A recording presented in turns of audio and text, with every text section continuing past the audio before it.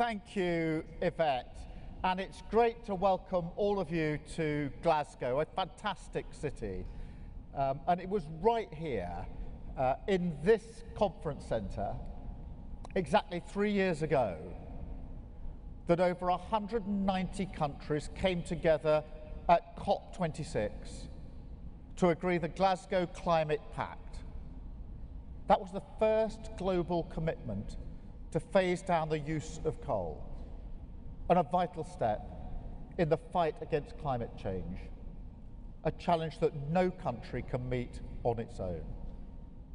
So it's fantastic that once again today we have over 190 countries here working together to meet another global challenge, the threat of serious organised crime. And it's particularly fitting to be here in Glasgow, a place that was once home to what many consider to be the first professional city police force, and a place that is today home to our state-of-the-art Scottish crime campus just down the road in Garcosh. 18 different organisations working together under one roof, cooperating for a common cause, precisely the kind of cooperation that is so essential to the missions of my government.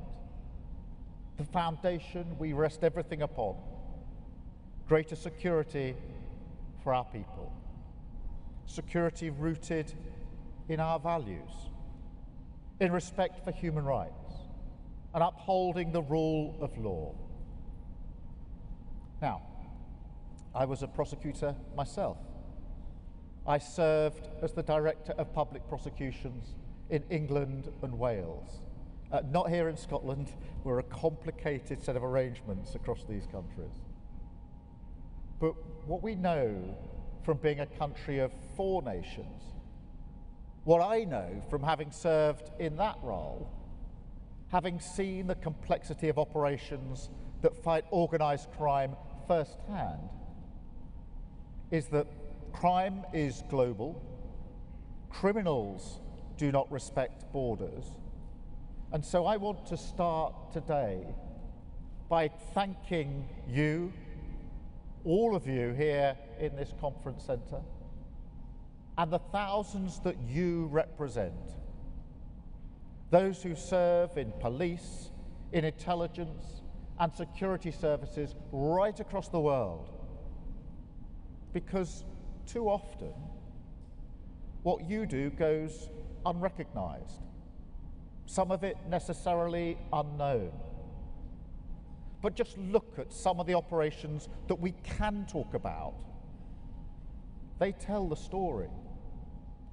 The UK working with the US and Ecuador to seize 19 tons of cocaine.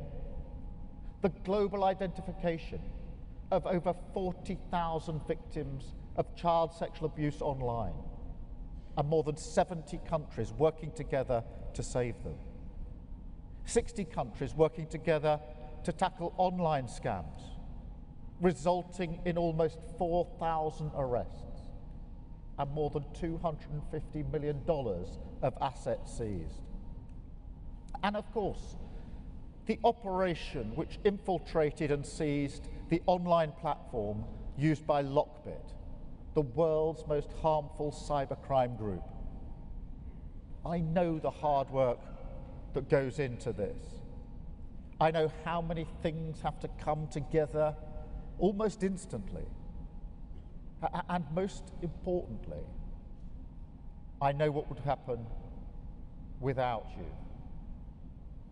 The extra lives destroyed by drugs and violence, the unspeakable horrors of child sexual abuse, gangs forcing the vulnerable into modern slavery or prostitution, people having their lives savings stolen through online fraud.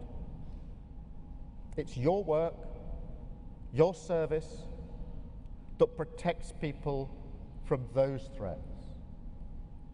And because so much of your work is done in private, I'm grateful for this opportunity in public to to say a huge and heartfelt thank you. Now, of course, Interpol is absolutely central to these efforts. As I say, I've seen the importance of global cooperation firsthand. I sent British prosecutors to Pakistan so we could work together on counter-terrorism. In West Africa, to disrupt the flow of drugs from South America to Europe and ultimately to the UK. So I understand the power of what Interpol does and why the UK makes great use of those resources, handling thousands of inquiries every week from around the world, from intelligence sharing to managing direct threats to life. So I'm pleased to say today that the UK is increasing its funding for Interpol projects, investing £6 million this financial year.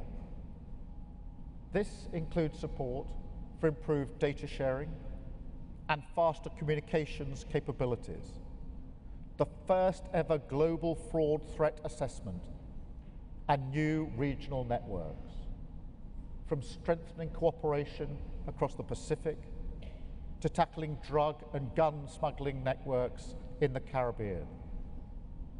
Because together, we want to send a clear message to the world's most hardened criminals. There is no safe haven. There is no place that you can hide from justice. Together, we've got the whole world covered. And together, we will defeat you. And look, there is a particular group of organised criminals that urgently need to hear this message. The vile people smugglers, who think that human life can be trafficked, that borders can be ignored, and that desperation, misery, and hope, they prey on that too, are all emotions that are ripe for exploitation. Make no mistake, people smuggling needs a global response, and on a scale way beyond where we are now. We need to unlock the power of that cooperation across borders, agencies, continents even. And look, I know many people in this room are already working hard on this. So I accept that my argument here is a political one, first and foremost. But I'm afraid we're still at a stage where the world needs to wake up to the severity of this challenge. It goes back to security. I was elected to deliver security for the British people, and strong borders are a part of that. Of course they are. But I say it again, security doesn't stop at our borders. And illegal migration is, without question, a massive driver of global insecurity. There is nothing progressive about turning a blind eye as men, women, and children die in the Channel. And you don't advance the cause of global justice or compassion for those individuals to pretend that there is. This is a vile trade that must be stamped out wherever it thrives. Now, it exploits the cracks between our institutions. It pits nations against each other, profits from our inability at a political level to come together. That's part of the business model. So I will work with anyone serious who can offer solutions on this. Anyone. Because without coordinated global action, it will not go away. And unless we bring all the powers we have to bear on this, in much the same way as we do for terrorism, then we will struggle to bring these criminals to justice. And that, in a sense, is my message here today. People smuggling should be viewed as a global security threat similar to terrorism. We've got to combine resources, share intelligence and tactics, and tackle the problem upstream, working together to shut down the smuggling routes. Now, we do that with terrorism. When I was the Director of Public Prosecutions, it was my personal mission to smash the terrorist gangs. And we worked across borders to ensure the safety of citizens across Europe and across the world. Now, as the UK's Prime Minister, it is my personal mission to smash the people smuggling gangs. And look, that starts here in the UK. This Labour government is resetting the UK's whole approach to this challenge. No more gimmicks, no more gesture politics, no more irresponsible, undeliverable promises that almost by design seek conflict with other countries. We've turned the page on all of that because such promises are not worth the paper that they're written on. All they do is waste taxpayer money, destroy people's trust in politics as a force for good. Instead, we are approaching this issue with humanity and with profound respect for international law. We will never withdraw from the European Convention on Human Rights. Indeed, we're proud of the role the UK played in creating that convention. Respecting international treaties also makes international cooperation easier because it shows that the UK is a reliable partner. So our approach is different. As I say, we're going to treat people smugglers like terrorists.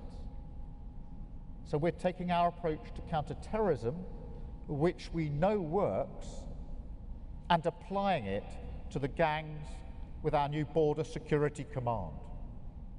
We're ending the fragmentation between policing, border force, and our intelligence agencies, recruiting hundreds of specialist investigators, the best of the best, from our National Crime Agency, Border Force, Immigration Enforcement, and the CPS and our intelligence agencies, all working together. We're making border protection an elite border force. And not just within our country. We're also working together with international partners, sharing intelligence and tactics. Earlier this year, I visited the headquarters of our National Crime Agency. I saw firsthand the ways we're already collaborating and what it takes to intercept, to disrupt, and destroy these networks. There are so many tools at our disposal. We can seize their phones at the border, identifying and tracing smugglers, wiring payments. We've already trained sniffer dogs to detect the smell of dinghy rubber, and working with Bulgaria, stopped more than 100 small boats upstream long before they made it to the channel. And as we understand how these gangs work, we can invest in new capabilities and enhance powers to smash them. So we're giving our new Border Security Command an additional £75 million of new funding on top of the £75 million we've already committed. This will support a new organised immigration crime intelligence unit, hundreds of new investigators and intelligence officers, backed by state-of-the-art technology. We're also investing a further £58 million in our National Crime Agency, including strengthening its data analysis and intelligence capabilities. And we'll also legislate to give those fighting these gangs enhanced powers too. Again, Look what we've done with counter-terrorism. We have the powers to trace suspects' movements using information from the intelligence services. We can shut down their bank accounts, cut off their internet access, and arrest them for making preparations to act before an attack has taken place. We don't wait for them to act. We stop them before they act. And we need to stop people smuggling gangs before they act too. Now, as with any crime, smuggling does not operate in an institutional vacuum. So we also need to rebuild our broken asylum system, process claims swiftly and humanely. That will make law enforcement's job much easier. So we're putting hundreds of additional people into asylum casework. Overall returns since this government came to office are now 9,400. That's up almost 6,000 since the end of August. Enforced returns are up almost a fifth on the same period last year.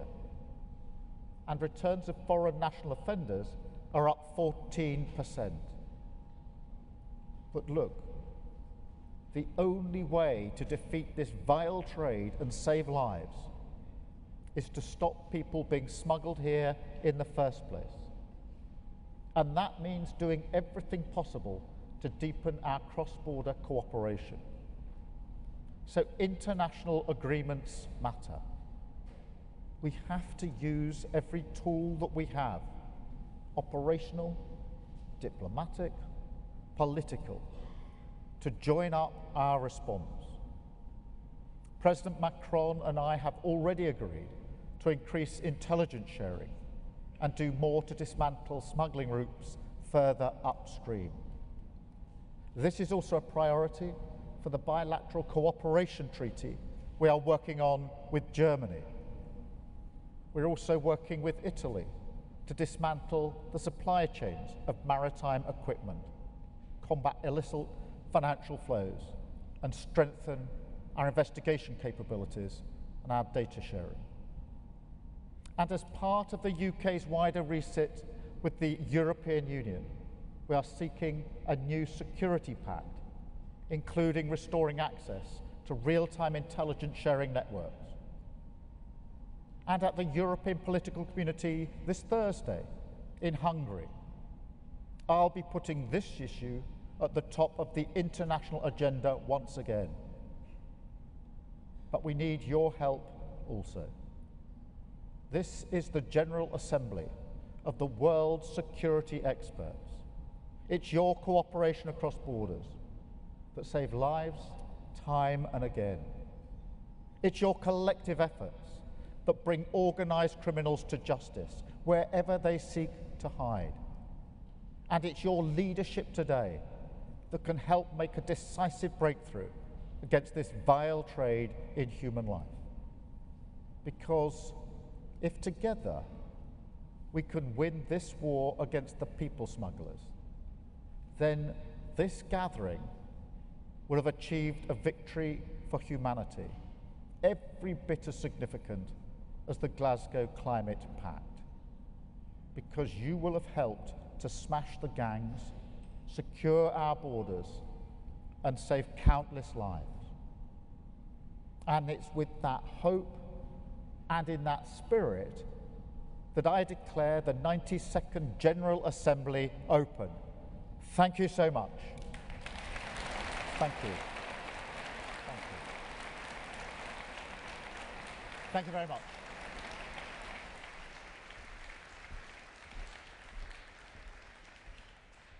Thank you, Prime Minister, the Right Honourable Sir Keir Starmer, KCB MP, and also to the Secretary of State for the Home Department, the Right Honourable Yvette Cooper MP. Excellencies, distinguished guests, ladies and gentlemen, this brings us to the end of the opening ceremony. Please rise for the departure of our dignitaries.